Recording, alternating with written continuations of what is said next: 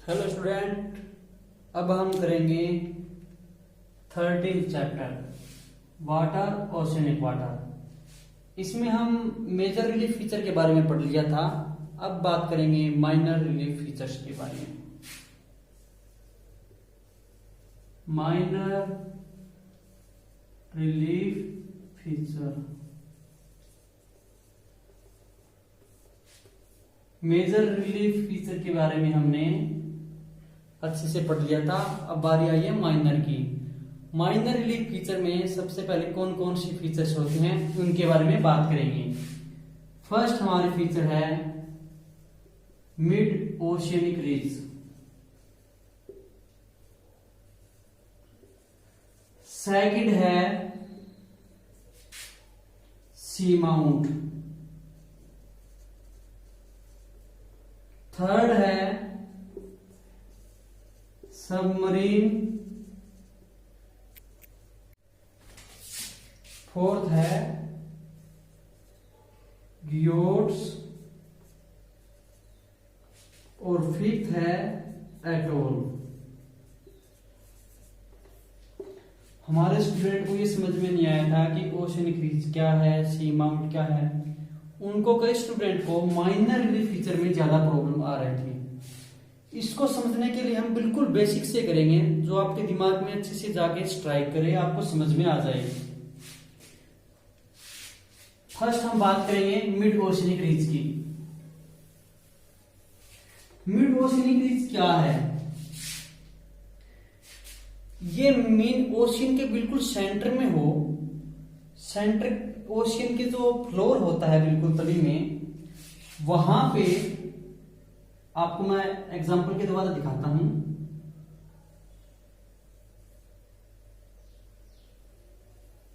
ये हो गया हमारा अमेरिका, ये हो गया साउथ अमेरिका,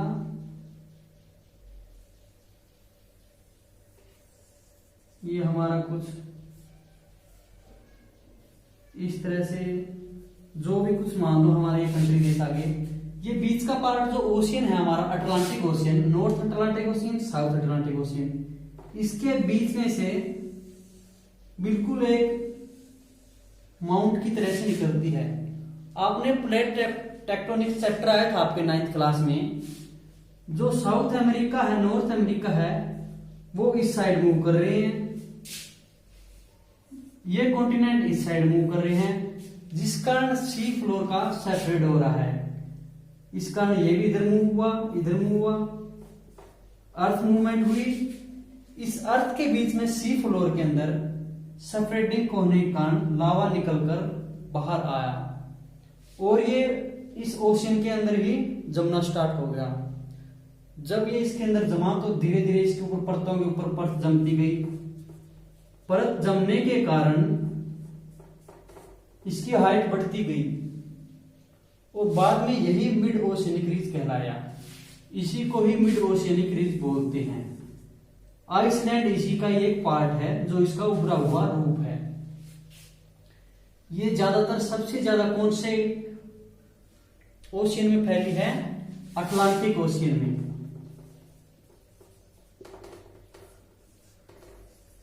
सबसे ज्यादा रीजेस मिड अटलांटिक ओशियन में है और आइसलैंड इसी में है। सबसे बड़ा महाद्वीप आइसलैंड ही है।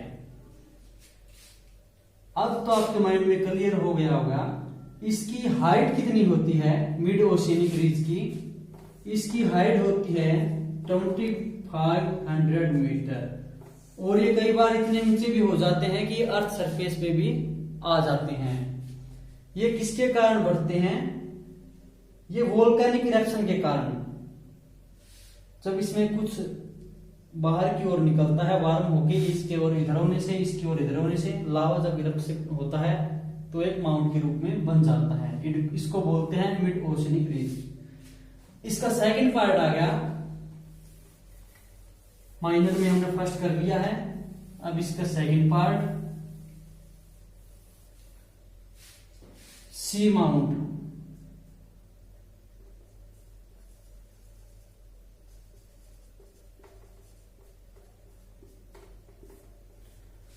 सी माउंट क्या होता है? जब ओशियन के अंदर जो माउंटेन बनती है वो एक पिलर के आकार में, नुकीली पिलर के आकार में ऊपर की ओर आती है। ये भी वोल्केनिक इरप्शन के कारण होती है, नुकीली होती है ये, और इसकी हाइट 3500 से 400 मीटर की होती है। इसको हम सी माउंट बोलते हैं। ये बिल्कुल नुकीली आकार की होती है। अगर सेम इसी का बेस, ऊपर का टॉप का हिस्सा फ्लैट हो तो इसको हम ग्योर्ड बोल देंगे। अगर नुकीला हो तो सी माउंट होगा।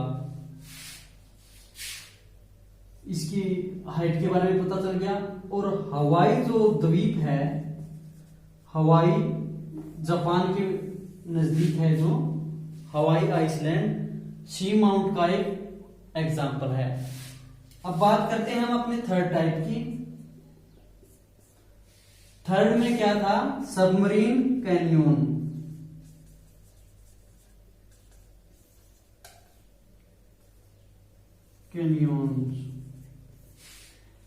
सबमरीन कैनियन क्या होता है, इसको भी एक मैप के द्वारा ड्रा करना पड़ेगा। जब कोई रिवर ओशियन में गिरती है तो क्या होता है, जैसे कि ये ओशियन है,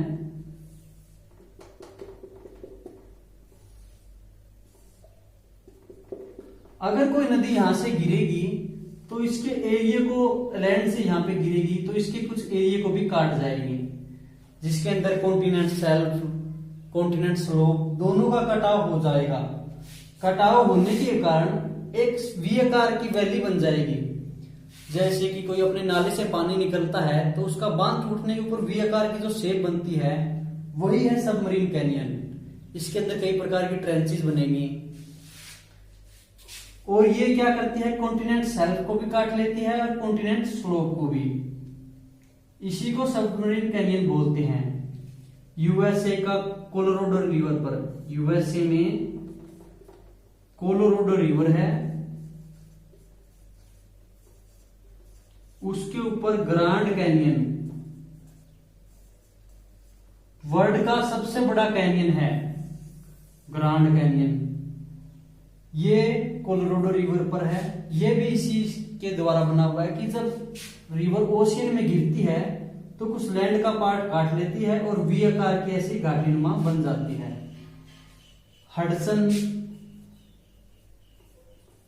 हडसन कैनियन, हडसन कैनियन भी कैनियन का एग्जाम्पल है। अब हो गया हमारा सबमरीन कैनियन। और कुछ दिक्कत हो तो बुक में पढ़ने के बाद ये बिल्कुल क्लियर हो जाएगा। अब आते हैं हमारे फोर्थ पॉइंट पे, जो है ग्योर्ड।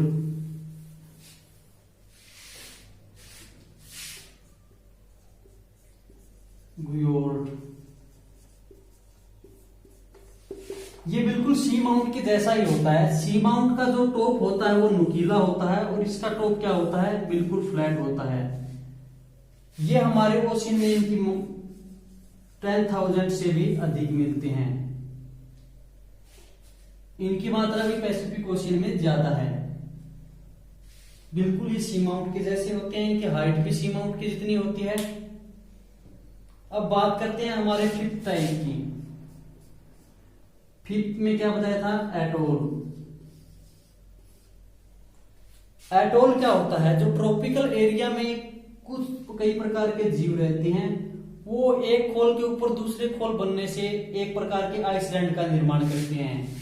ये मोस्टली ट्रॉपिकल एरिया में ही बनते हैं। ट्रॉपिकल एरिया कौन सा हो गया, जो बिल्कुल इक्वेटर लाइन के पास हो, ऑस्ट्रेलिया के पास हो, ऑस्ट्रेलिया के नॉर्थ साइड में ट्रॉपिकल एरिया, वहां पे वर्ल्ड की सबसे बड़ी एटोल है, उसका नाम है ग्रेट बैरियर रीफ। यह वर्ल्ड की सबसे बड़ी एटोल है। इसका एरिया ज्यादा है, ये ऑस्ट्रेलिया के पास में होती है, ट्रॉपिकल एरिया में। मीन होती क्या है, आपको इसको समझना है अच्छी तरह से। जो एटोल होता है इसमें एक प्रकार के, कई प्रकार के जीव होते हैं। मूंगे के जीव बोलते हैं उनको। उसकी एक खोल के ऊपर दूसरा जीवाणु बन जाता है, ऐसे ऐसे करके एक खोल मरता है तो उसके ऊपर दूसरा आ जाता है। मीन ये जीवों के द्वारा ही बनती है, ये ट्रॉपिकल एरिया में ही बनती है। हमारा लक्षद्वीप भी एक एटोल का एग्जाम्पल है। ओके स्टूडेंट, एटोल के बारे में भी आप समझ गए होंगे। एटोल क्या होते हैं, ये मोस्टली ट्रॉपिकल एरिया में ही बनते हैं। हमने माइनर रिलीफ फीचर के बारे में भी पढ़ लिया है। आप इसको अगर कुछ समझ में ना आए तो बुक से देखना, नेट से सर्च मारना, आपको अच्छी तरह से माइंड में क्लियर हो जाएगा। Okay student, thank you.